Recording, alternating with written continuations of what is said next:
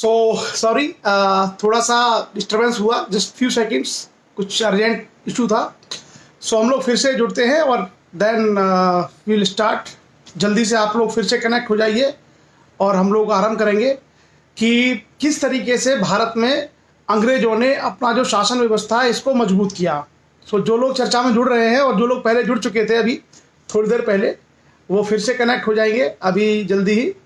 सो हम लोग स्टार्ट करेंगे। और जैसा कि हमने पढ़ा था कि ब्रिटिश ईस्ट इंडिया कंपनी जो थी उसने भारत में अपनी सबसे पहले जो शुरुआत है वो शुरुआत की थी उन्होंने बंगाल के साथ। और सबसे पहले उन्होंने बंगाल को जीता 1757 में प्लासी की लड़ाई में। उसके बाद बंगाल के बाद आगे बढ़ते हुए 1764 में बक्सर के युद्ध में उन्होंने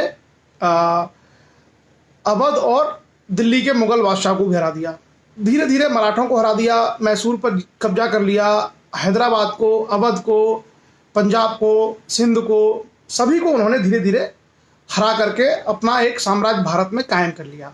तो जैसा आप सभी जानते हैं कि जब कोई साम्राज्य का निर्माण होता है तो वो साम्राज्य इसी तरीके से नहीं रह सकता। उसको चलाने के लिए क्या चाहिए? रिसोर्सेस। कि आपने किसी देश पे कब्जा तो कर लिया, अब कब्जा करने के बाद आप अपनी व्यवस्थाएं बनाएंगे, कुछ ना कुछ आप अपना वहाँ पर रेवेन्यू का इंतजाम करेंगे, एक तरीके से सिस्टम को आप चलाने का प्रयास करेंगे। तो वही सारी चीज़ें हम लोग देखेंगे कि अंग्रेजों ने किस तरीके से आगे की चीज़ें की। और उसमें हमने पहला सेगमेंट लिया है कि भारत में अंग्रेजों द्वारा भू राजस्व की जो व्यवस्था थी, जिसको हम लोग लैंड रेवेन्यू कहते हैं, वो किस तरीके से बनाएगी। क्यों? क्योंकि उस समय तक भारत में अंग्रेजों की जो ईस्ट इंडिया कंपनी थी उसका 80% जो आय का स्रोत था वो भू राजस्व ही था। शुरुआत से ही पूरे भारत के अगर इतिहास में आप जाएं तो हड़प्पा सभ्यता जरूर एक ऐसी सभ्यता थी जो व्यापार पर आधारित थी। उसके बाद वैदिक काल से लेकर के मौर्य काल, गुप्त काल, या उसके बाद हम सल्तनत काल देखें दिल्ली में, या मुगलों का समय देखें, तो भारतीय इतिहास की खासियत रही है कि जो भू राजस्व रहा है वो राज्य की आय का प्रमुख स्रोत रहा है। ऐसे में अंग्रेजों की भी जो आय थी उसका मुख्य स्रोत क्या रहा? भू राजस्व रहा। और भू राजस्व के लिए शुरू से ही हमने देखा था कि मुगलों से लेकर के और प्राचीन इतिहास तक तमाम अलग अलग तरह की व्यवस्थाएं चलती चली आ रही थी। और उसके बाद उसकी जो दरें थी भू राजस्व की, कितना राजस्व लिया जाएगा, वो भी चला आ रहा था। सो आज हम वही चर्चा करेंगे कि अंग्रेजों ने भारत में किस तरह की भू राजस्व प्रणाली को अपनाया और कैसे उसका विकास हुआ, जिसको कलेक्टर या डीएम आप बोलते हैं। ये भी हम देखेंगे कि वो पद उन्होंने क्यों बनाया, कलेक्टर का जो पद है वो उन्होंने क्यों जनरेट किया था अंग्रेजों ने। ये सारे पहलुओं पर पूरे भारत के लिए उन्होंने 3 अलग अलग प्रणालियां दी, जिसमें बंगाल के लिए जो प्रणाली थी बड़ी फेमस थी, इसको हम लोग स्थायी बंदोबस्त या इस्तमरारी बंदोबस्त के नाम से जानते हैं। दक्षिण भारत में खास करके बंगाल और मद्रास प्रेसिडेंसी के लिए उन्होंने रैयतवाड़ी व्यवस्था अपनाई थी। और बाकी जो उत्तर भारत है, पंजाब है, उसके लिए उन्होंने महलवाड़ी सिस्टम अपनाया था लैंड रेवेन्यू के लिए। तो इन सारे पहलुओं पर हम लोग आज चर्चा करने वाले हैं। आप सभी लोग चर्चा में जो जुड़ रहे हैं मैं स्वागत करता हूं। जल्दी से मैं सभी लोगों के नाम पढ़ देता हूं ताकि आप सब लोगों को चर्चा में आपकी जो उपस्थिति है वो दर्ज हो जाए। और जो लोग पहले जिनके नाम छूट गए उनसे मैं क्षमा चाहूंगा, वो चाहे तो दोबारा अपने नाम मेंशन कर सकते हैं। दीप सिंह लोधी जी है मबई से हमारे साथ में, आरबीएस लोधी जी हैं, कुंवर अरविंद सिंह तद्दा है हमारे बीच में, धर्मेंद्र वर्मा है, प्रदीप सिंह लोधी हैं, अनीश कुमार जी हैं, नीलम राजपूत हैं, रेबल मुकेश सेन जी हैं, आरजे गोपाल सिंह राजपूत हैं, लोधी शैलेंद्र राजपूत हैं, देवेंद्र राजपूत जी हैं, ओमवीर सिंह जी हैं, उत्तम राहुल राजपूत है, हरिओम राजपूत जी हैं। उसके अलावा अभी राज है हमारे साथ में, दीपक राज है, मनीराम कारपेंटर जी हैं, लोधी धीरज सिंह पटेल जी है, राम लोधी यूपी से हैं हमारे साथ में, हेमराज लोधी राजपूत है, very good evening, Mahendra Pal Rajput ji, Lodhi Manoj Rajput, आपस सिंह लोधी राजपूत, एडवोकेट सत्या लोधी, दिनेश श्वेता सिंह जी, धीरज कुमार लोधी जी अजमेर से हैं हमारे बीच में। उसके अलावा मोहन पटेल जी हैं, गुड इवनिंग, यशवंत जंघेल जी हैं, रोहित सिंह लोधी हैं। उसके अलावा आकाश सिंह राजपूत हैं, शिवम राजपूत, रामकिशन राजपूत जी, मंजू दयाल जी, आरबीएस लोधी जी, प्रदुमन राजपूत जी, कवियत्री अलका सिंह अद्भुत, उसके अलावा धीरेन्द्र राजपूत बुंदेलखंडी, हरिओम लोधी राजपूत, और उसके अलावा आकाश जी, श्याम राजपूत जी, श्याम बिहारी जी, शशि भूषण राजपूत जी, धीरज लोधी जी, धीरज कुमार जी अजमेर से हमारे बीच में है, अवनीश नरवरिया जी हैं, कीर्ति लता सिंह हैं हमारे बीच में, डॉक्टर चंद्रशेखर शास्त्री जी हैं, शुभ संध्या, पुष्पवीर सिंह लोधी जी हैं हमारे साथ में, और पीयूष लोधी जी हैं, जितेंद्र सिंह जी हैं, सचिन राजपूत हैं, सुशील लोधी जी हैं, सत्यराज लोधी जी हैं, लोधी अनिल वर्मा जी हैं, उदय सिंह समाज सेवक हैं, रेखा राजपूत, सुशील लोधी जी, मेघराज सिंह जी, रामज्ञान सिंह जी, सुनील सिंह जी, रजनीश राजपूत जी हैं, विनय लोधी जी हैं, शिवशंकर राजपूत जी हैं, ओम प्रकाश राजपूत जी, विपिन राजपूत जी, सुशील लोधी जी, उसके अलावा यशपाल सिंह जी हमारे साथ शाहजहाँपुर से हैं,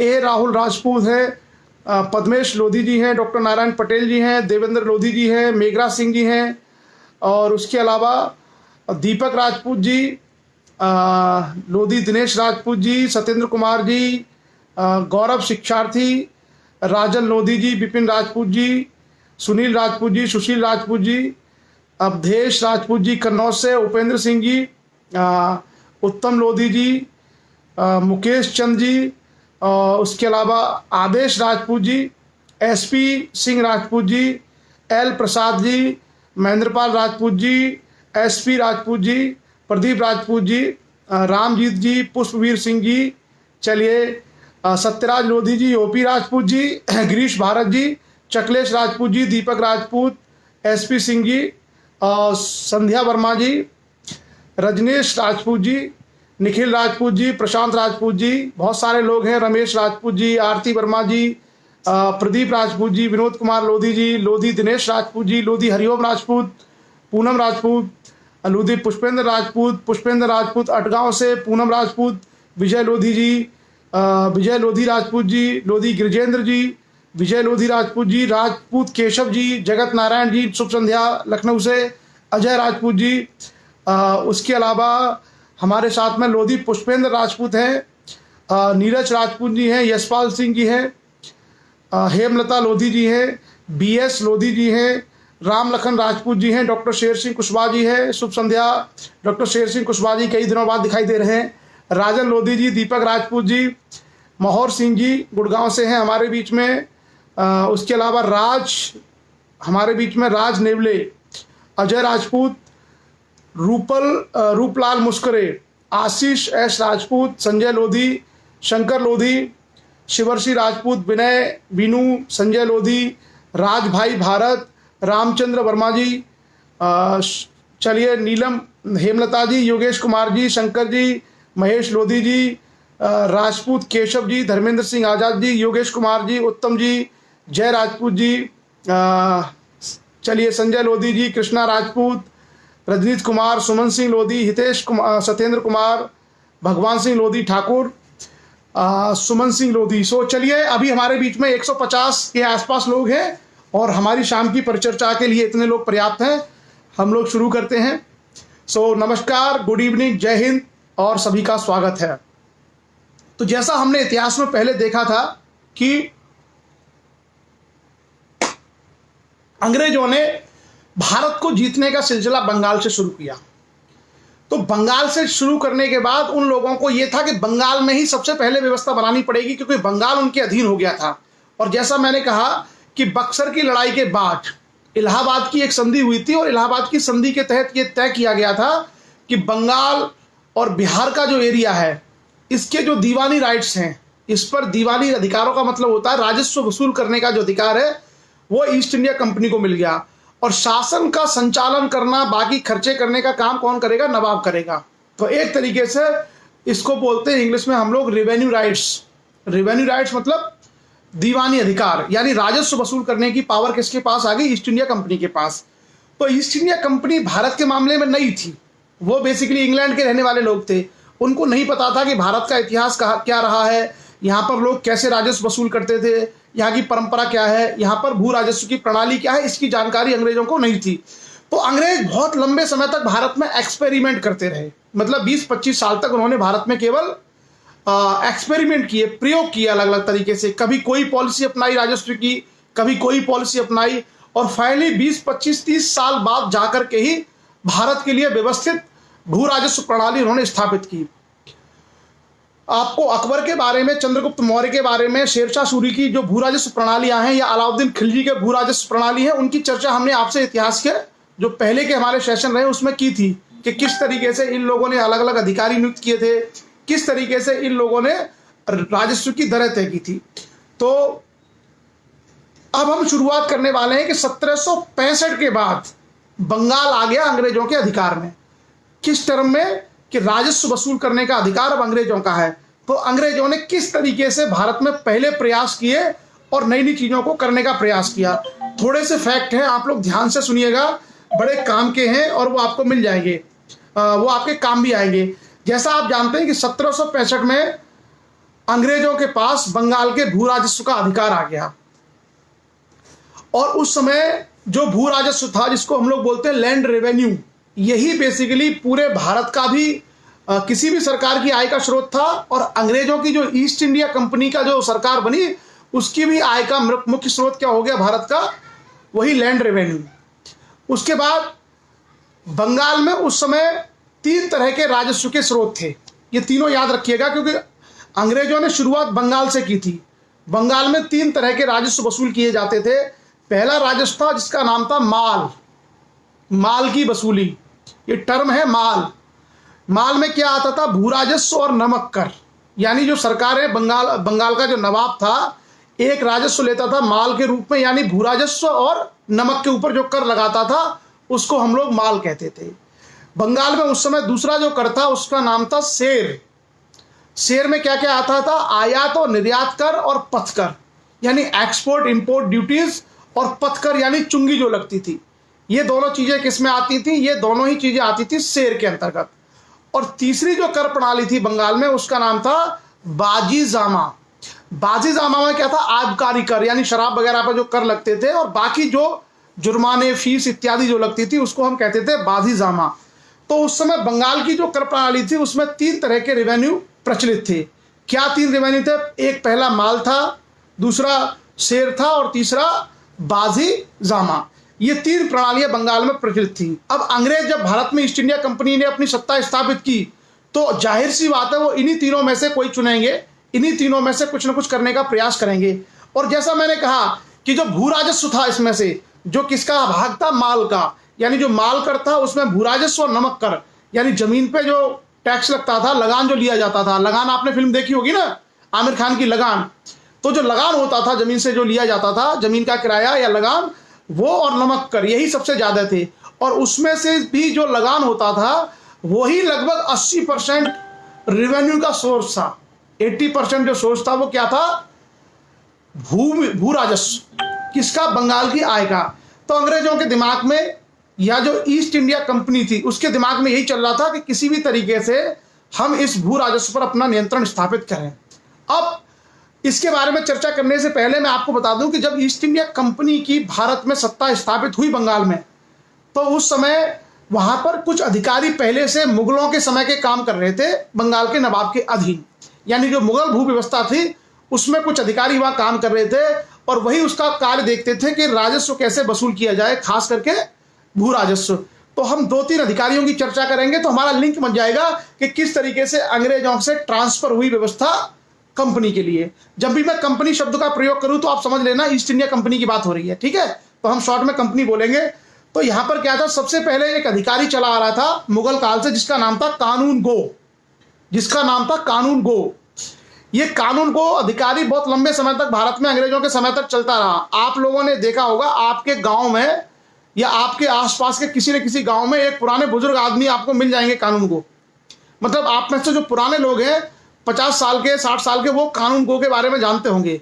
पहले जो है ग्रामीण क्षेत्रों में कानून गो नाम का अधिकारी अभी तक होता आया था, देश के आजाद होने के बाद तक। क्या था कानून गो? ये कानून गो जो अधिकारी होता था, इसका काम था भू अभिलेख को मेंटेन करना। यानी हमारी जैसे किसके पास कितनी भूमि है, किस किसान के पास कितनी भूमि है, किस गांव में कितनी भूमि है, उसका पूरा रिकॉर्ड रखता था, अभिलेख, कि भाई ये इस गांव में इस आदमी के नाम से इतनी लैंड है, इस गांव में इस आदमी के पास इतनी जमीन है। तो उस अधिकारी का नाम होता था कानून गो। और ये कानून गो बड़ा मुगल काल में बड़ा इंपॉर्टेंट अधिकारी था भू राजस्व के मामले में। इसका काम क्या था, ये बेसिकली जो भू राजस्व इकट्ठा होके आता था, उस भू राजस्व को ये आदमी कानून गो सरकार के कोष में जमा करता था। क्लियर? लेकिन मुगल काल के अंतिम चरण में आकर के कानून गो ने अपने आप को वंशानुगत कर लिया था। यानी कानून गो का बेटा ही कानून गो, फिर उसका बेटा कानून गो, तो एक तरीके से ये वंशानुगत हो गया था।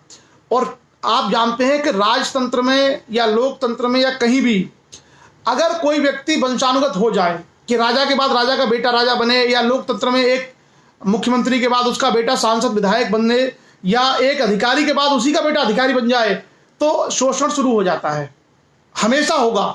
मतलब ये जो मनुष्य का जो स्वाभाविक विकास है उसके खिलाफ है कि अगर कोई व्यक्ति विधायक सांसद है उसके बाद अगर उसका बेटा बनना शुरू हो जाए तो आप ये मान के चलना कि लोगों के शोषण की प्रक्रिया आरंभ हो जाएगी। वंशानुगत चीजें जैसे ही आरंभ होती है वैसे ही शोषण का चक्र आरंभ हो जाता है। तो ब्रिटिश काल तक आते आते जो कानून गो का पद था, ये पद क्या था? ये पद जो है अपने आप में इसने अपने आप को वंशानुगत कर लिया था, वंशानुगत कर लिया था। यानी इसके लिए कोई प्रतियोगी परीक्षा नहीं थी, इसका चुनाव राज्य के द्वारा नहीं, इसका जो अपॉइंटमेंट है राज्य नहीं करता था। कानून को अपने बेटों को पढ़ा लिखा करके बता दिया कि मेरे बाद तुम करोगे इस काम को। तो ये क्या थे? ये लोग शोषण करने में माहिर हो गए थे। कौन? कानून गो लोग। और काम इनका क्या था कि जो राजस्व आता था उस राजस्व को खजाने में जमा करना। उसके बाद दूसरा एक अधिकारी होता था जो राजस्व वसूल करता था, कानून गो वसूले हुए राजस्व को जमा करता था। अब जो है अब कानून गो का पद शायद नहीं है, अब शायद राजस्व निरीक्षक होता है, कानून गो नहीं होता है। आप लोग चेक कर लीजिएगा, मेरे हिसाब से कानून गो का पद समाप्त कर दिया गया है। अब संभवतः राजस्व निरीक्षक का कोई पद होता है यूपी में, जहां तक मुझे जानकारी है। बाकी आप लोग चेक कर लीजिएगा जिन लोगों को जानकारी हो। राजस्व वसूल करने वाला जो अधिकारी होता था उसका नाम होता था आमिल। आमिल जो है नाम का एक अधिकारी होता था मुगल काल में। ये भू राजस्व वसूल करके देता था कानून गो को, और कानून गो इस सारे को जमा करता था कोष में। उसके अलावा एक अधिकारी होता था फौजदार। आप लोगों ने कई लोगों की उपाधियां भी सुनी होंगी, फौजदार। कई लोग फौजदार सरनेम लगाते हैं। तो जो फौजदार होता था, फौजदार का काम क्या होता था कि वो सीमांत प्रदेश यानी जो राजधानी से दूर के ग्रामीण क्षेत्र थे और जहां पर जमींदार थे उन जमींदारों के एरिया से भू राजस्व को वसूल करना, ये काम फौजदार करता था। और इसके साथ में लठैत वगैरह होते थे, क्योंकि बड़ा मुश्किल होता था दबंग लोगों से राजस्व वसूल करना। तो ये बाकायदा अपना पूरा लठैत वगैरह लेकर के चलता था। उसके बाद अब आया कंपनी का नंबर। तो कंपनी के आने से पहले ये सारी व्यवस्था भारत में, खास करके हम लोग बंगाल से शुरुआत कर रहे हैं, तो बंगाल में ये व्यवस्था विद्यमान थी। अब कंपनी आई, ईस्ट इंडिया कंपनी। तो 1765 में उन्होंने ये सब देखा कि यार यहाँ पे ये सब होता है, अपन इसको कैसे अपने कंट्रोल में करें और कैसे हम अपने अधिकारी बनाएं। तो ईस्ट इंडिया कंपनी ने सबसे पहले 2 पदों का सृजन किया। उन्होंने 2 पद बनाए और उनको नाम दिया नायब दीवान। ईस्ट इंडिया कंपनी ने भू राजस्व वसूल करने के लिए बंगाल में 2 पदों का सृजन किया सबसे पहली बार, और उनको उन्होंने नाम दिया नायब दीवान। ये शब्द आप लोग याद रखना। और बंगाल क्योंकि बड़ा सूबा था, बंगाल में बिहार और उड़ीसा भी शामिल था, तो बंगाल के और बिहार इन सारे बड़े क्षेत्रों को ध्यान में रखते हुए उन्होंने 2 नायब दीवान बनाए। एक नायब दीवान बंगाल का काम देखता था, यानी बंगाल के क्षेत्रों से वो राजस्व वसूल करता था, और उसका सेंटर बनाया उन्होंने मुर्शिदाबाद। इसका केंद्र बनाया मुर्शिदाबाद। और दूसरा जो नायब दीवान था वो काम देखता था बिहार का, बिहार वाला जो क्षेत्र है, बिहार मतलब पार्ट ऑफ बंगाल। सो उसके लिए उन्होंने जो दूसरा नायब दीवान बनाया बिहार का, वो बैठता था पटना में। तो मुर्शिदाबाद और पटना के 2 केंद्र बना करके कंपनी ने अपनी राजस्व व्यवस्था की भारत में शुरुआत की। क्लियर? आगे आगे क्या हुआ? ये व्यवस्था, ये नायब दीवान क्या करते थे कि जो राजस्व वसूल किया कुछ तो जमा कर दिया और कुछ ही अपने पास ही रख लेते थे। इस कारण से क्या हुआ कि इनको हटाना पड़ा, कंपनी को इनको हटाना पड़ा, और कंपनी ने एक नए पदों का सृजन किया जिसका नाम रखा जिला निरीक्षक। जिला निरीक्षक, आप लोगों ने देखा होगा कि शिक्षा विभाग में आज भी जिला विद्यालय निरीक्षक की पोस्ट होती है। जिला विद्यालय निरीक्षक की पोस्ट होती है शिक्षा विभाग में प्रत्येक जिले पर। तो यहां पर इन्होंने भू राजस्व के लिए अंग्रेजों ने जिला निरीक्षक की व्यवस्था शुरू की, डिस्ट्रिक्ट इंस्पेक्टर। और जो डिस्ट्रिक्ट इंस्पेक्टर था ये किसके लिए था? लैंड रेवेन्यू के लिए। अभी देखना आगे चल के कलेक्टर आएगा, यहीं से फिर आगे चल करके डीएम की पोस्ट क्रिएट होगी। ये जिला निरीक्षक थे, ये भ्रष्ट निकले, जिनको बनाया गया ये भ्रष्ट निकले। तो फिर इसके बाद व्यवस्था में और सुधार किया गया, और इसको कंट्रोल करने के लिए भू राजस्व नियंत्रण परिषद, भू राजस्व के नियंत्रण की परिषद बनाई गई, यानी एक तरीके से इसकी काउंसिल बनाई गई भू राजस्व को नियंत्रित करने के लिए, ताकि कंपनी को सही भू राजस्व मिल जाए। 1717 ईस्वी में 2 भू राजस्व परिषदें कंपनी ने क्रिएट की, एक बंगाल और एक पटना में। क्लियर? उसके बाद आगे चल करके ये जो परिषदें थी, ये परिषदें भी अपना काम ठीक से नहीं कर रही थी। तो कंपनी ने फिर इनको कंट्रोल करने के लिए भू राजस्व नियंत्रण एक समिति बनाई जो इनको सबको कंट्रोल करेगी। नियंत्रण समिति मतलब कंट्रोल कमेटी। और ये कंट्रोल कमेटी को कहाँ रखा गया? कलकत्ता में। और कलकत्ता से ये जो कंट्रोल कमेटी है वो कंट्रोल कमेटी पूरे के पूरे भू राजस्व के नीचे काम करने वाले जितने अधिकारी थे उन सबका नियंत्रण करती थी, सबको देखती थी कि कौन किस तरीके से भू राजस्व को वसूल कर रहा है और कितना भू राजस्व राजकोष में जमा किया जा रहा है। अब देखिए, यह व्यवस्था भी अपने आप में बहुत कारगर नहीं थी। अंग्रेजों ने आगे चल करके भारत में 1772 में एक व्यक्ति गवर्नर जनरल बन के आया जिसका नाम था वॉरेन हेस्टिंग। तो वॉरेन हेस्टिंग जब गवर्नर जनरल बन के आया तब तक अंग्रेज केवल बंगाल में थे, तो वॉरेन हेस्टिंग बंगाल का गवर्नर जनरल बन के आया। लेकिन आगे चल करके और भी कई सारे एरिया जीत लिए थे और वॉरेन हेस्टिंग के समय ही बंगाल का गवर्नर जनरल भारत का गवर्नर जनरल कहा जाने लगा। तो कभी अगर आपसे ये सवाल आता है कि भारत का प्रथम गवर्नर जनरल कौन था, तो उसका आंसर आप लोग याद रखिएगा, Warren Hasting. Warren Hasting Bharat का प्रथम गवर्नर जनरल था। ये बेसिकली बंगाल का गवर्नर जनरल बन के आया था, लेकिन इसी के कार्यकाल में बंगाल के गवर्नर जनरल को भारत का गवर्नर जनरल कहा जाने लगा। तो हो सकता है ये सवाल कभी पूछा जाए कि भारत का पहला गवर्नर जनरल कौन था, तो उसका आंसर है वॉरेन हेस्टिंग। अब वॉरेन हेस्टिंग साहब आते हैं भारत में 1772 में। ये देखते हैं कि ये राजस्व व्यवस्था है भू राजस्व की, ये ठीक ठाक से काम नहीं कर रही है। तो उन्होंने चेंज किया और इंग्लिश जो परंपरा थी, इंग्लैंड की परंपरा थी, उसको ध्यान में रख करके वॉरेन हेस्टिंग ने भारत में कलेक्टर के पद का सृजन किया। किसके पद का? कलेक्टर। आप भी सब लोग जानते होंगे आज की डेट में कलेक्टर क्या होता है। तो शुरुआत में जो कलेक्टर के पद का सृजन हुआ वो किस पर्पज से था? भू राजस्व को वसूल करने के लिए, लैंड रेवेन्यू को कैसे वसूल किया जाए, इसके लिए कलेक्टर के पद का सृजन वॉरेन हेस्टिंग ने 1772 में किया। और वॉरेन हेस्टिंग ने क्या काम इनको क्या काम दिया कि एक तो ये लगान वसूल करेंगे, यानी जो लगान लिया जाएगा जमीन से ये वसूल करेंगे। दूसरा लगान पंजिका यानी रिकॉर्ड मेंटेन करेंगे। और तीसरा दीवानी जो न्याय है, दो तरह के न्याय होते हैं, एक आपराधिक न्याय यानी फौजदारी न्याय और दूसरा होता है दीवानी न्याय। फौजदारी न्याय में होता है क्राइम, जैसे किसी की हत्या, मर्डर, लूट, ये सब हमारा फौजदारी के अंतर्गत आता है, क्राइम के अंतर। और जो दीवानी न्याय होता है उसमें क्या होता है, भूमि विवाद है, भूमि का रेवेन्यू का विवाद है, इस तरह के जो मामले होते हैं उसको हम लोग दीवानी न्याय में कहते हैं। तो कलेक्टर को क्या अधिकार दिए गए कि कलेक्टर एक तरफ तो ये काम करेगा कि रेवेन्यू वसूल करेगा, लगान वसूल करेगा, दूसरा लगान के रिकॉर्ड भी मेंटेन करेगा, और तीसरा काम कलेक्टर को दिया कि कलेक्टर दीवानी न्यायालय का काम भी करेगा। क्लियर? सो ये व्यवस्था की गई किसके द्वारा? वॉरेन हेस्टिंग के द्वारा। अब इस व्यवस्था को एक्सपेरिमेंट के रूप में वॉरेन हेस्टिंग ने 5 वर्ष के लिए लागू किया। उन्होंने 5 साल का एक बंदोबस्त किया और 5 साल के बंदोबस्त में 1772 से लेकर 1777 तक उन्होंने एक एक्सपेरिमेंट किया और उन्होंने ये कहा कि जो सबसे अधिक बोली लगाएगा वही राजस्व वसूल करने का अधिकार उसको दिया जाएगा। तो एक क्षेत्र दे दिया कि भाई ये सारा क्षेत्र है और इस क्षेत्र की सर्वाधिक जो बोली लगाएगा उसको हम अधिकार देंगे कि वो कंपनी के बिहाफ पर राजस्व वसूल करे। आगे चल करके आपको पता है किसी को जब ज्यादा आप अधिकार देते हैं तो अधिकारों का दुरुपयोग भी होता है, यहां भी दुरुपयोग हुआ।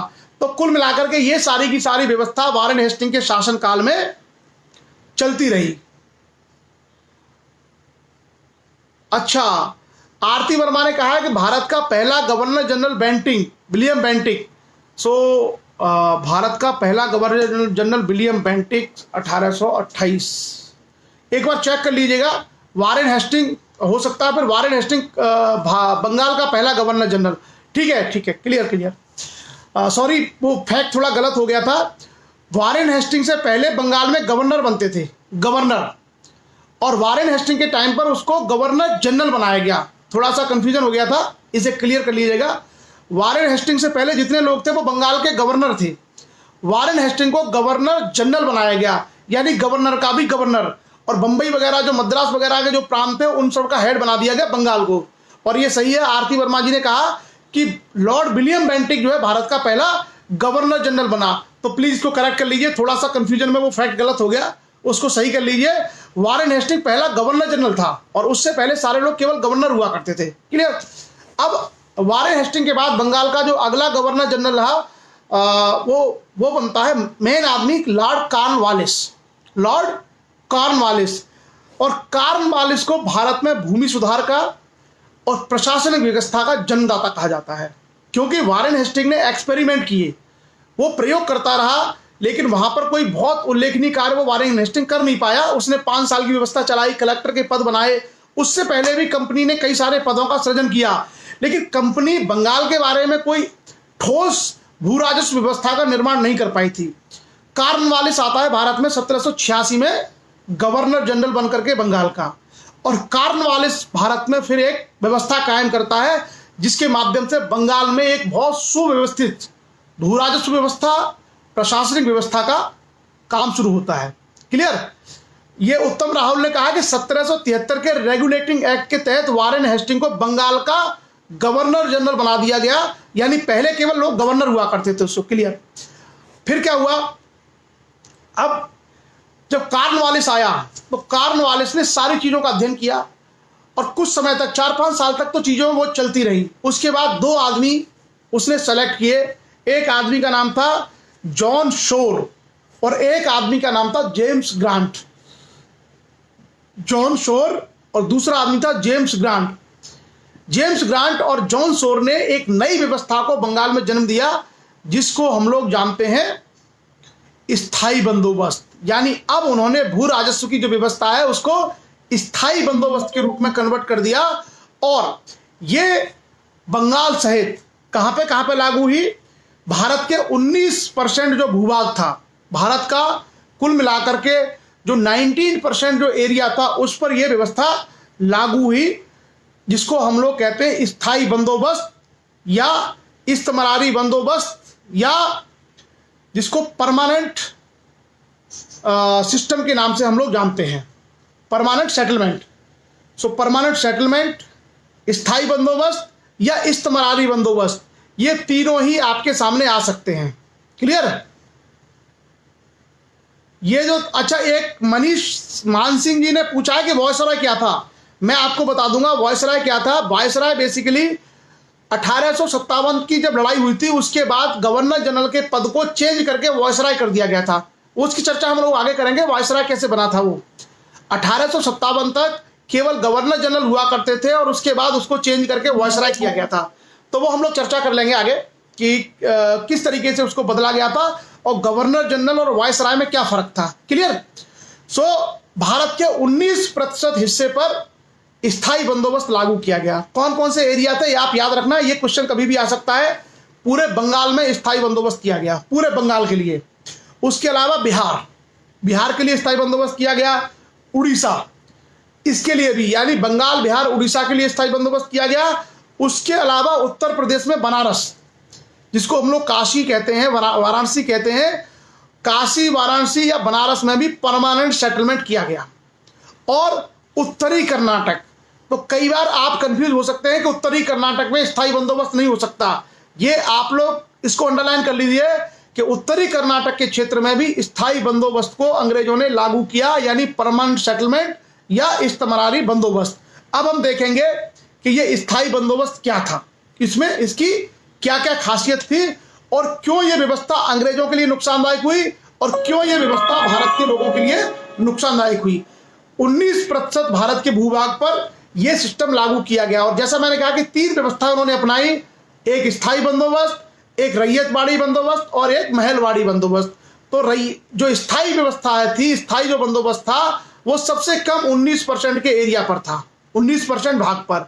रैयतवाड़ी 51% पर था, रैयतवाड़ी 51% पर था, और महलवाड़ी 30% पर था। तो भारत के सबसे कम क्षेत्र में कौन सी व्यवस्था थी? स्थायी बंदोबस्त, यानी इस्तमरारी बंदोबस्त, यानी परमानेंट सेटलमेंट। तो आप लोग याद रखिएगा, और 2 फैक्ट याद रखिएगा, बंगाल, बिहार, उड़ीसा के अलावा बनारस और उत्तरी कर्नाटक में भी यही व्यवस्था लागू थी। कई बार परीक्षाओं में क्या होता है, क्योंकि पूरा का पूरा दक्षिण भारत और पूरा का पूरा जो मुंबई प्रांत था, मुंबई प्रेसिडेंसी, इसमें रैयतवाड़ी व्यवस्था थी। तो कई बार क्या होता है कि विद्यार्थी परीक्षाओं में गलती कर देते हैं कि अगर मान लीजिए कि अगर बंबई प्रेसिडेंसी में या मद्रास प्रेसिडेंसी में रैयतवाड़ी है, तो तो कर्नाटक में कौन सी व्यवस्था होगी? तो आप तौर पे हम लोग आंसर क्या लगा देंगे? हम लोग आंसर लगा देंगे कि यहां भी रैयतवाड़ी रही होगी, लेकिन ऐसा नहीं था। जो नॉर्थ कर्नाटका था, नॉर्थ कर्नाटका में स्थायी बंदोबस्त था। क्लियर? अब हम आपके इसी पर आते हैं कि ये जो स्थायी बंदोबस्त था, इसके क्या क्या खासियत थी, क्यों अंग्रेजों के लिए फायदेमंद था या नुकसानदायक था, और क्यों जमींदारों के लिए फायदेमंद था और क्यों किसानों के लिए नुकसानदायक था। किसानों के लिए सर्वाधिक नुकसान किया था इसी ने। तो अब हम लोग इसी पर चर्चा करेंगे, स्थायी बंदोबस्त के बारे में। और जो अंग्रेजों की जो भू राजस्व व्यवस्था है, जिसमें जमींदारी व्यवस्था, स्थायी बंदोबस्त, महलवाड़ी और रैयतवाड़ी, ये बड़े इंपॉर्टेंट टॉपिक हैं। ये ऐसे ऐसे जो है विषय हैं जहां पे आपके सामने बहुत सारे सवाल कंपटीशन एग्जाम्स में आते हैं, खास करके रिटिन में। जब हम लोग आईएएस वगैरह की बड़ी परीक्षा में बैठते हैं तो आप मान के चलिएगा कि इस एरिया से क्वेश्चन जरूर आते हैं। क्यों? क्योंकि प्रशासनिक अधिकारी जब आप बनते हैं तो आपसे ये उम्मीद की जाती है कि आप जो है रिवेन्यू कलेक्ट का काम करेंगे। जैसे मान लीजिए आप एसडीएम बनेंगे, तो एसडीएम बनने के बाद आप भू जो राजस्व है इसके मामले देखेंगे, लैंड डिस्प्यूट आप देखेंगे। तो ऐसे में आपसे अपेक्षा की जाती है कि भारतीय इतिहास में, खास करके ब्रिटिश पीरियड में जो व्यवस्था थी वो क्या थी।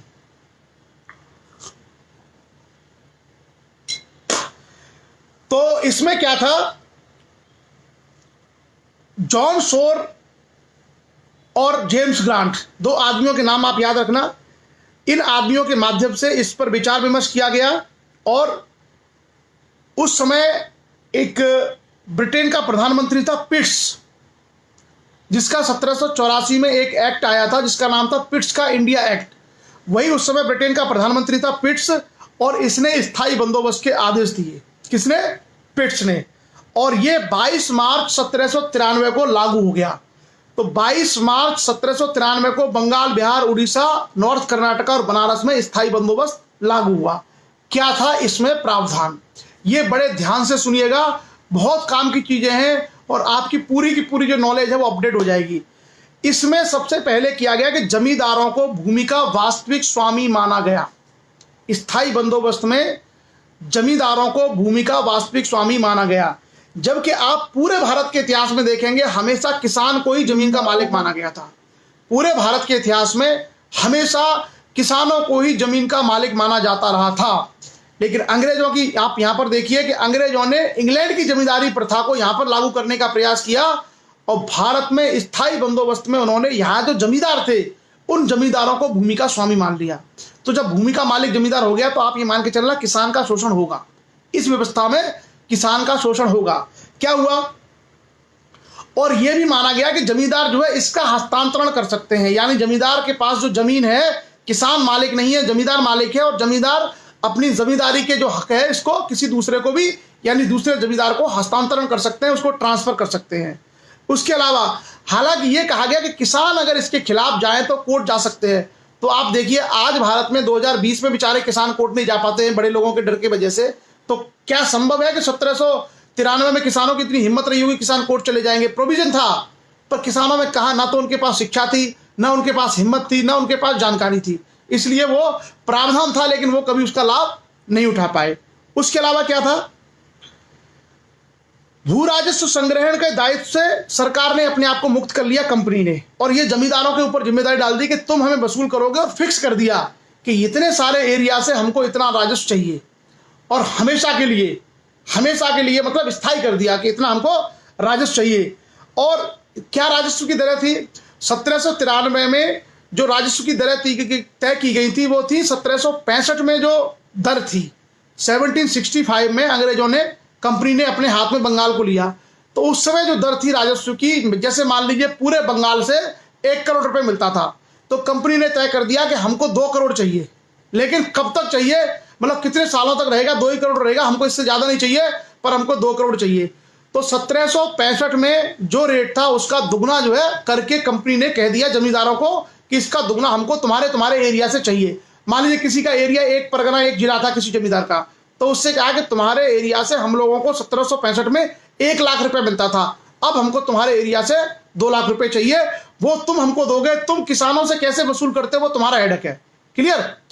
और इसमें क्या था, जैसा राहुल ने कहा कि 1/11 भाग है, इसमें 1/11 भाग वो अपने पास रखता था और शेष 10/11 भाग वो कंपनी को देता था। ऐसा प्रावधान था।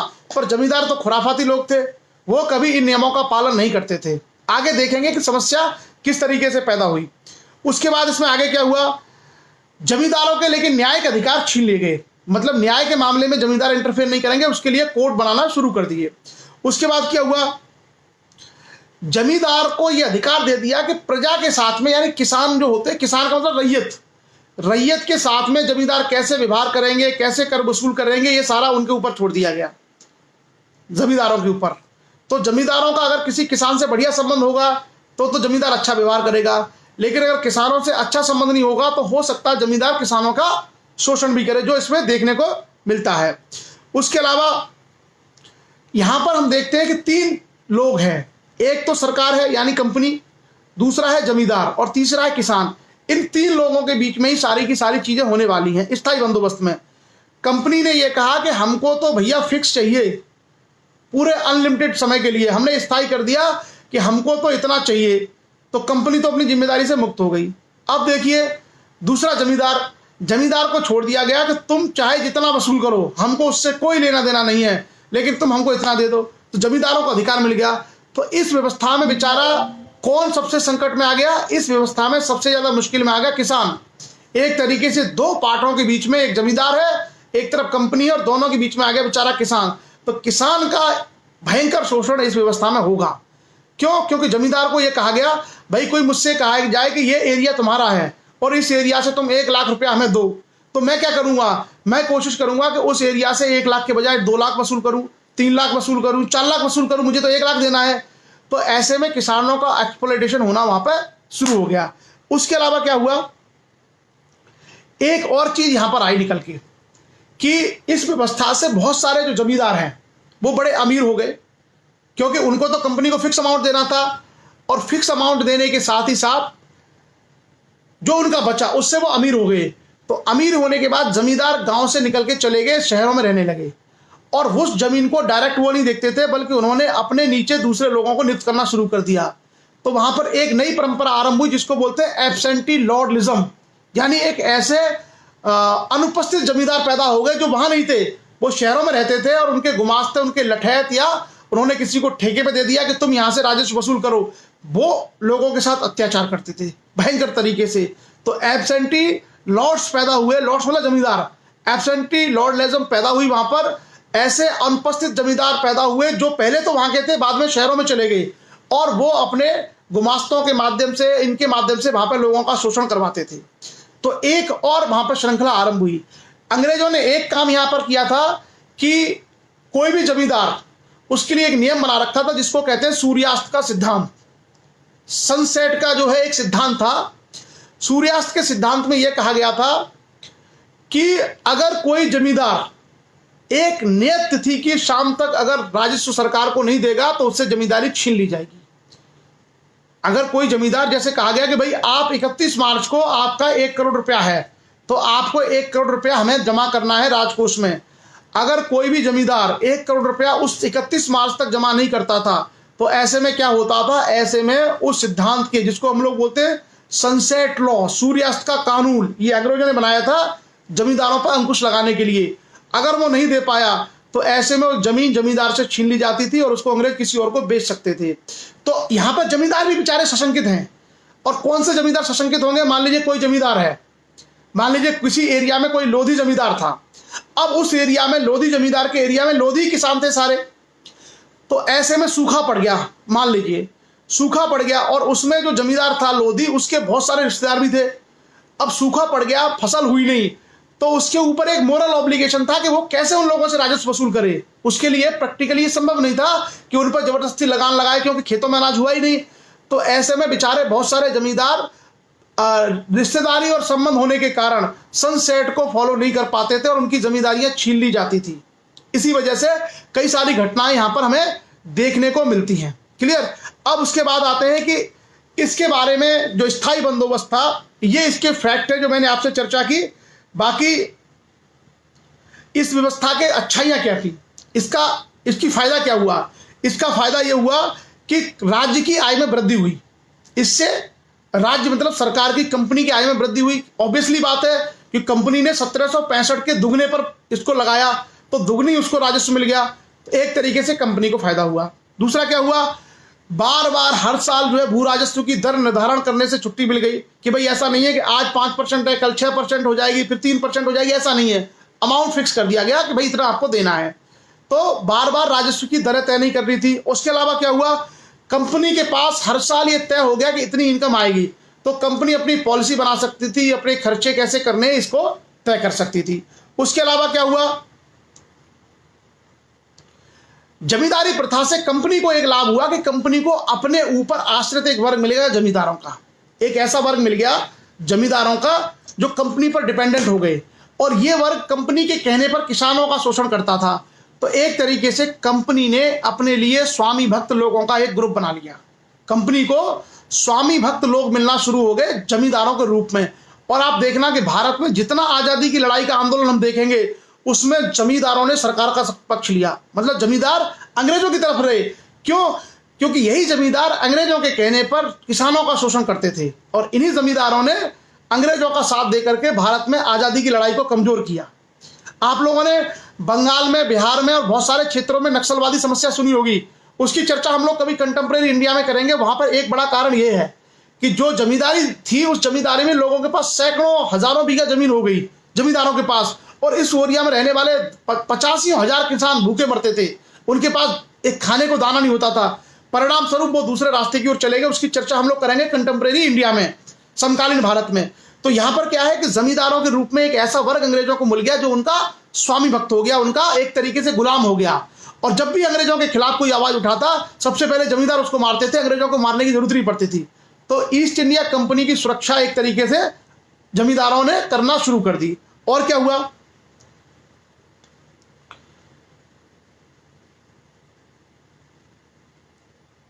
इस व्यवस्था के लागू होने से बंगाल जैसे बड़े प्रांतों में एक रूपता आई, क्योंकि पहले अलग अलग एरिया में अलग अलग सिस्टम था। इसके माध्यम से एक रूपता आना शुरू हुई कि सारे क्षेत्रों में एक तरह की व्यवस्था कायम होगी। ठीक है, अब ये तो इसकी कुछ अच्छाइयां हैं जो शायद काम आए परीक्षा में। अब हम देखेंगे इसकी बुराइयां क्या थी। ये बहुत बुरी व्यवस्था थी।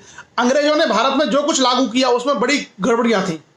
क्या गड़बड़ियां थी हम देखेंगे कि इसमें क्या था। पहली जो कमी थी स्थायी बंदोबस्त की। स्थायी बंदोबस्त की पहली कमी यह थी कि भारत में सदियों से, यानी प्राचीन काल के भारत के अगर इतिहास को हम देखें तो सदियों से किसान ही जमीन का मालिक था। मतलब जो जमीन जोतता था, जो जमीन बोता था, वही जमीन का मालिक होता था। अंग्रेजों ने इस व्यवस्था को बदल दिया। इंग्लैंड की जो सामंतवादी और जमींदारी सिस्टम था उसको भारत में ला करके भारत के जो किसान, जो सदियों से पूरे इतिहास में जो जमीन का मालिक था, उस जमीन के मालिक को जमीन से बेदखल करके उसके स्थान पर किसको बना दिया, जमींदार को जमीन का मालिक बना दिया। तो अंग्रेजों ने भारत की परंपरा को तोड़ने का काम किया। और आप जानते हैं कि अगर किसी की मिल्कियत चली गई, अगर मालिक नहीं रहा किसान, तो उसका शोषण होगा।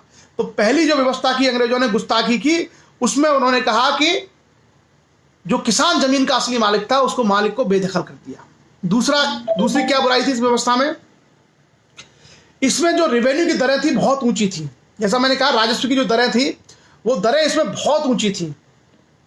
और उसका नुकसान क्या हुआ कि जब आप ज्यादा रेट रखोगे रेवेन्यू का, यानी कोई भी कर, रेवेन्यू मतलब कर, तो जो कर की दरें थी वो कर की दरें बहुत ज्यादा थी। अल्टीमेटली उसका जो बोझ था, उसका जो बर्डन था वो किसान पर पड़ता। तो शोषण किसका होता, अल्टीमेटली किसान का होता। तो इसकी ज्यादा दरों के कारण ये किसानों के लिए बड़ा नुकसानदायी रहा। उसके अलावा क्या हुआ, जैसा मैंने कहा कि जो धनवान जमींदार थे उन्होंने बहुत राजस्व वसूल करके अपने लिए बहुत सारा धन इकट्ठा कर लिया। वो गांव छोड़ के शहरों में चले गए और एक तरीके से वहां जो जमींदार थे वो अनुपस्थित जमींदारी की प्रथा शुरू हो गई, जिसके कारण उनके स्थान पर जो लोग राजस्व वसूल करते थे वो लोग लोगों के साथ अमानवीय व्यवहार, अत्याचार करते थे। तो अंग्रेजी जमींदारी सिस्टम ने जो स्थायी बंदोबस्त किया, इसने पूरे के पूरे ग्रामीण ताने बाने को तितर बितर कर दिया। उसके बाद क्या करते हैं, जमींदारों ने हर स्थान पर अपनी रैयत को पट्टे जारी नहीं किए। कई सारे जमींदार ऐसे थे उनसे ये कहा गया था कि जमींदार किसानों को पट्टे जारी करेंगे। बहुत सारे जमींदारों ने इसको फॉलो नहीं किया। इस कारण से बहुत सारे किसान बेचारे संकट में आ गए। ये इस व्यवस्था का एक बहुत बड़ा दोष था। उसके अलावा कंपनी के लिए भी इसका एक घाटा था। जैसे मान लीजिए किसी एरिया में कोई जमींदार, कंपनी ने कहा कि इस एरिया से हमको 1 लाख रुपया चाहिए। अब मान लीजिए वो जमींदार और किसानों के साथ मिलकर के उस एरिया में बहुत अच्छी खेती करवाए और उत्पादन बहुत बढ़ जाए, कंपनी को तो 1 ही लाख मिलेगा और किसान से वो दर फिक्स है, वो लेगा इतने परसेंटेज, तो लाभ किसको हो रहा है? इसमें जमींदार को हो रहा है। तो इस व्यवस्था में अल्टीमेटली जमींदार बड़े मुनाफे में था। क्यों? कंपनी ने फिक्स कर दिया कि हमको तो तुमसे 1 करोड़ चाहिए और हमेशा हर साल 1 करोड़ ही चाहिए, हम उसको नहीं बढ़ाएंगे। तो कुल मिलाकर के लाभ किसका हो रहा था? इस व्यवस्था में अल्टीमेटली जो लाभ हो रहा था वो जमींदार को हुआ। उसके अलावा इस व्यवस्था ने राष्ट्रीय आंदोलन में का आरंभ हुआ इसी व्यवस्था के शोषण से। इस व्यवस्था के शोषण से, जो किसानों का शोषण हुआ था, इसी के माध्यम से भारत में राष्ट्रीय आंदोलन की शुरुआत हुई और जमींदारों के खिलाफ सबसे पहले किसान लामबंद हुए। किसानों ने कंपनी के बजाय, अंग्रेजों के बजाय सबसे पहले जो लड़ाइयाँ शुरू की वो जमींदारों के खिलाफ की। जैसे आप देखेंगे संथाल विद्रोह वहाँ पे बंगाल में। आप भारत में कई सारे किसान और आदिवासी जो आंदोलन देखेंगे उसकी जड़ में ये लोग हैं, जमींदार शोषण करने वाले, इनके खिलाफ आंदोलन शुरू हुए थे। ठीक, तो पहले जो है इन जमींदारों के शोषण के कारण भारत की जनता सबसे पहले जमींदारों के खिलाफ हुई, बाद में चल करके राष्ट्रीय आंदोलन में कंपनी या अंग्रेजों के खिलाफ हुए। तो पहले इसकी शुरुआत इन लोगों के खिलाफ हुई। उसके अलावा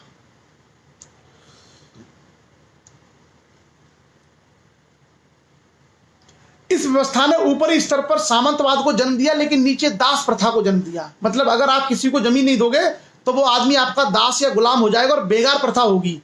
तो बहुत सारे किसान बेचारे लैंडलेस जो थे, भूमिहीन थे, उनको एक तरीके से बेगार के लिए लगा लिया और दास प्रथा को इसने जन्म दिया। यही दास प्रथा असंतोष का कारण बनेगी बहुत सारे किसान और बहुत सारे ऐसे आंदोलनों के लिए। ठीक है, उसके अलावा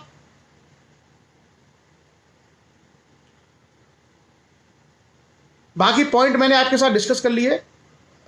अब ये सारी की अच्छाइयाँ, कमियां और इसके गुण दोष हमने इसकी चर्चा की, इसकी स्थायी बंदोबस्त की।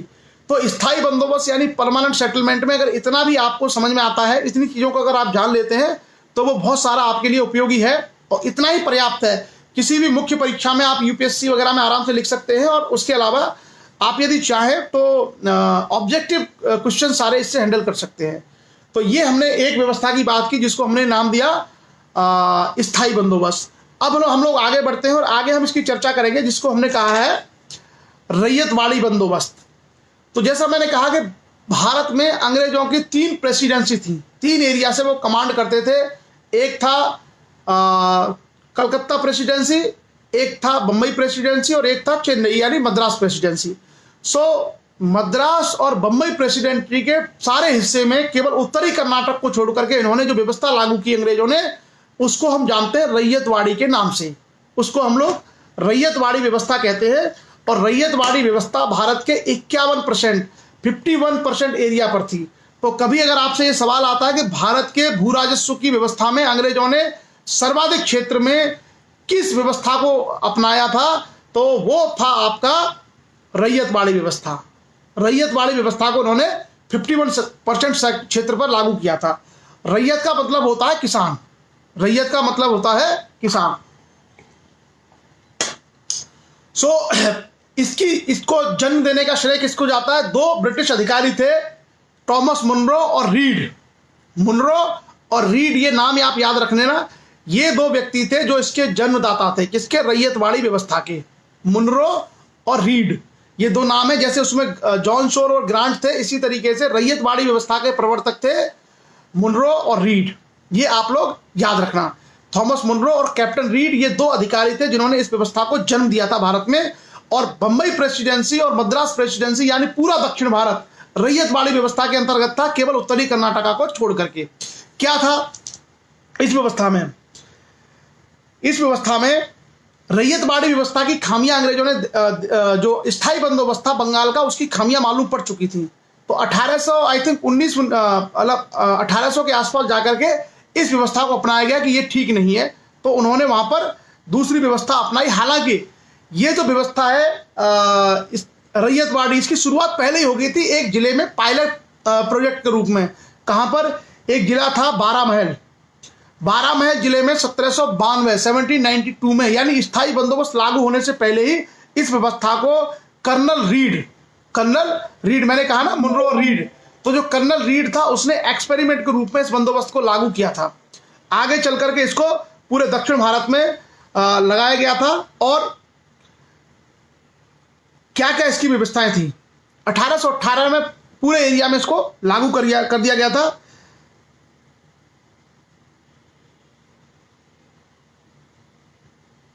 मैं आपको इसके कुछ फैक्ट बताता हूं, रैयतवाड़ी व्यवस्था में कौन कौन सी चीजें थी। तो पहले हम देखेंगे बंबई में रैयतवाड़ी व्यवस्था, बॉम्बे प्रेसिडेंसी।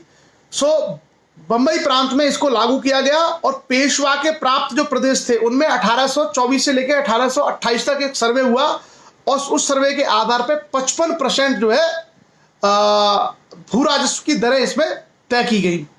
उसके बाद लेकिन ये जो सर्वे अंग्रेज कराते थे, एक्चुअली अंग्रेजों के पास सर्वे का कोई बहुत बढ़िया हिसाब किताब था नहीं, कौन सी भूमि होगी, किस तरह की भूमि होगी, तो ये अपने हिसाब से कर देते थे। अच्छा, एक और चीज है, स्थायी बंदोबस्त जो था हमारा बंगाल वाला, उसमें राजस्व की दरें तय कर दी गई थी।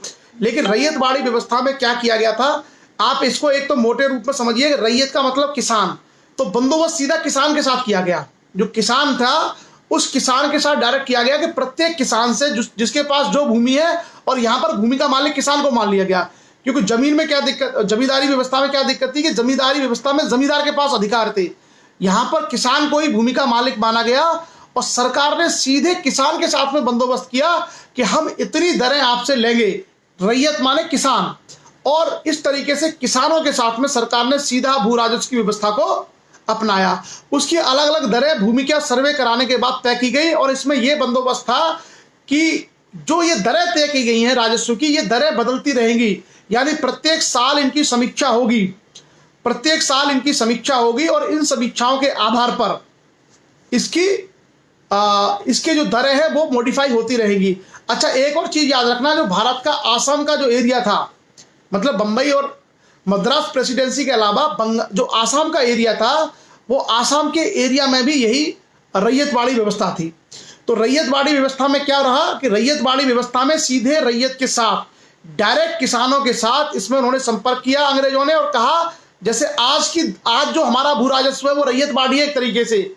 आज लगभग सभी गांव में आपने देखा होगा कि प्रत्येक गांव में जो लगान है, होता तो नाम मात्र का है, लेकिन जो लगान है वो सारा का सारा लगान आप देखते हो प्रत्येक किसान अपनी जमीन का लगान देता है, आज भी जमा करता है ना। तो इसमें सीधा किसान से कहा गया कि हम तुम्हारी जो इतनी भूमि है इस पर इतने % रेवेन्यू वसूल करेंगे। इसकी समस्या क्या थी कि ये जमींदारी से थोड़ा ठीक था सिस्टम, क्योंकि जमींदारी में तो किसान के पास राइट नहीं रहा, यहाँ पे किसान के पास राइट था, लेकिन इसकी दरें जमींदारी की तुलना में बहुत ज़्यादा थी। इसमें जो राजस्व की दर थी बहुत ज़्यादा थी और भारत में अंग्रेजों ने कोई सर्वे, दक्षिण भारत की भूमि ऐसी थी जिसके बारे में अंग्रेज बहुत जानते भी नहीं थे, तो अंग्रेजों ने भूमि का जो सर्वे नहीं करा पाए ठीक से, इस कारण से पूरे एरिया में इसको इंप्लीमेंट कर दिया। हो सकता है किसी किसान के पास अच्छी जमीनें हो सकता है किसी किसान के पास पठारी जमीन हो सकता है किसी किसान के पास पहाड़ी जमीन हो, तो कुछ किसानों का उत्पादन अच्छा होगा, कुछ किसानों का खराब होगा, कुछ का बिल्कुल नहीं होगा, लेकिन दरें लगा दी एक सी और बहुत ऊंची दरें राजस्व की इसमें लगाई गई।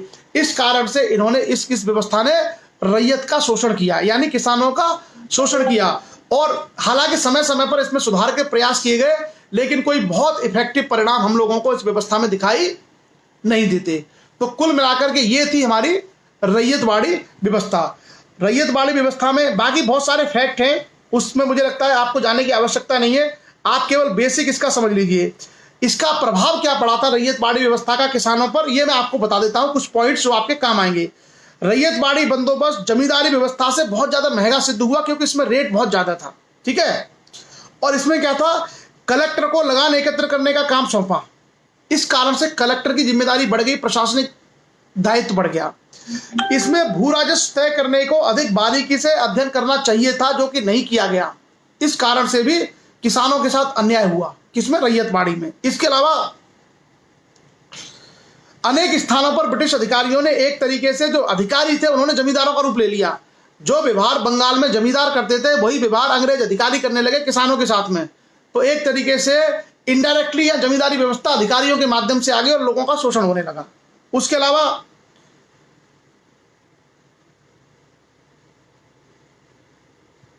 अधिकारियों की कठोरता के कारण जब सूखा या ऐसा मौसम होता था तब भी जो है अधिकारी कठोर दंड देते थे, लोगों पर टैक्स लगाते थे, तो एक तरीके से अमानवीय प्रथा को भी इसने जन्म दिया।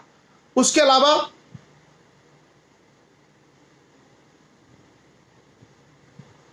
हाँ, ये इसके कुछ एक तरीके से पॉइंट्स हैं जो इसकी कमियां थी।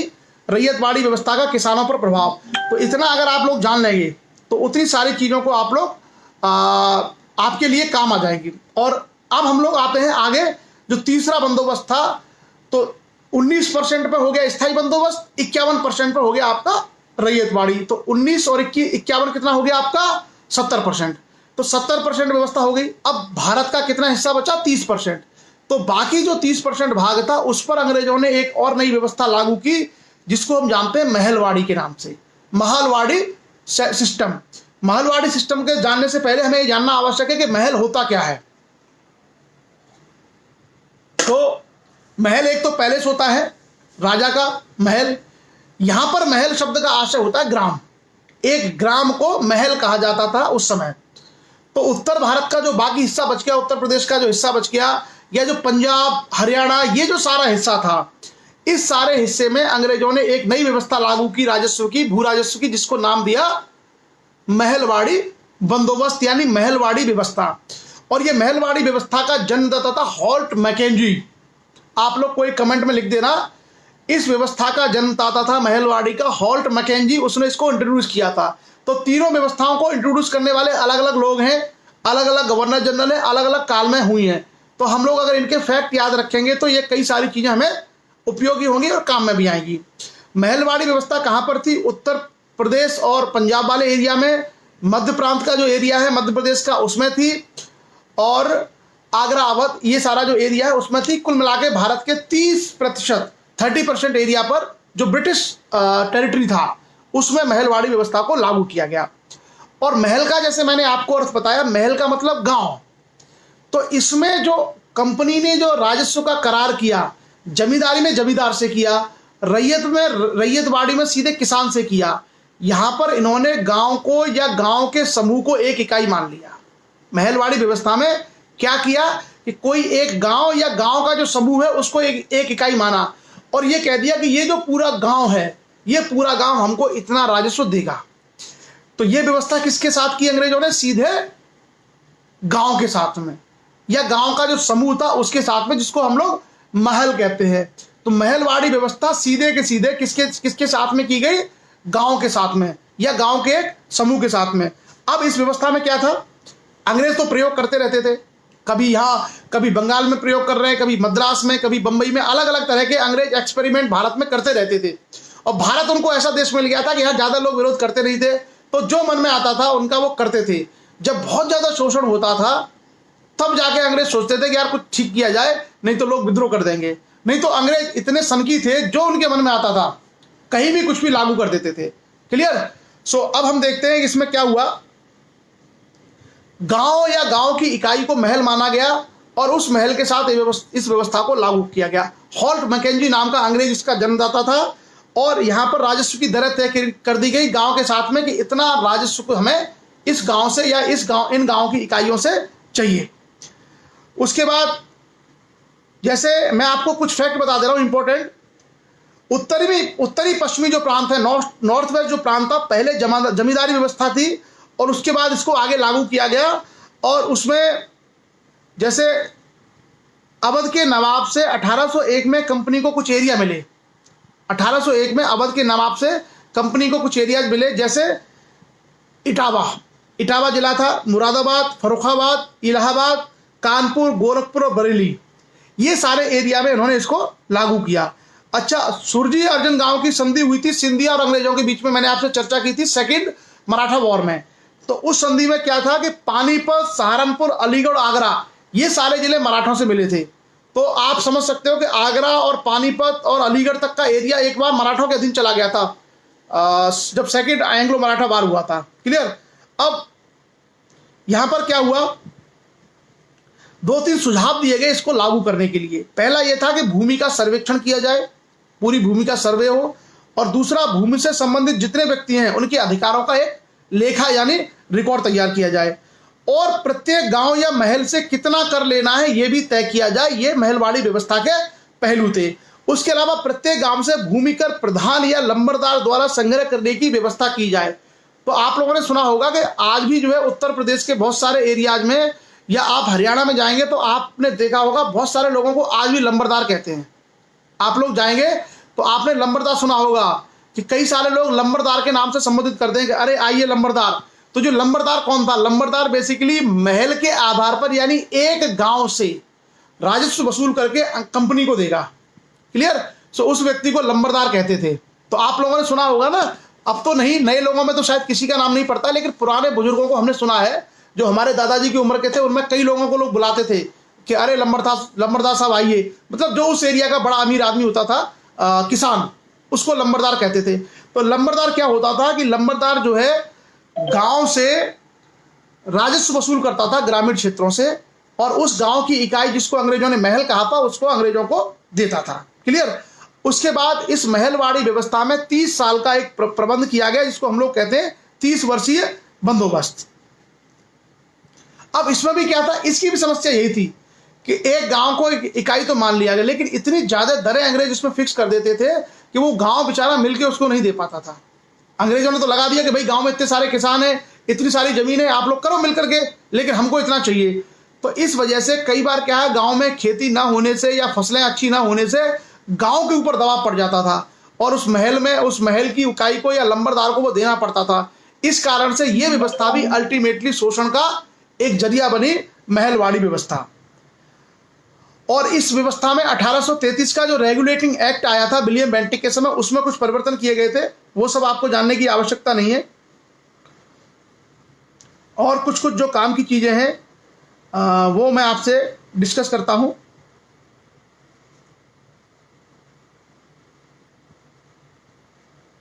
हाँ, अब ये जो तीनों पद्धतियां हैं जिसकी हमने चर्चा कर ली, स्थायी बंदोबस्त, रैयतवाड़ी और महलवाड़ी, ये तीनों की विशेषताएं थी और तीनों के पहलू थे।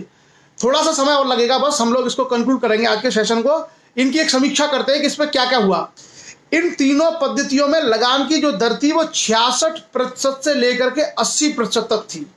तो आप समझ सकते हैं कितना घोर अत्याचार अंग्रेज करते थे।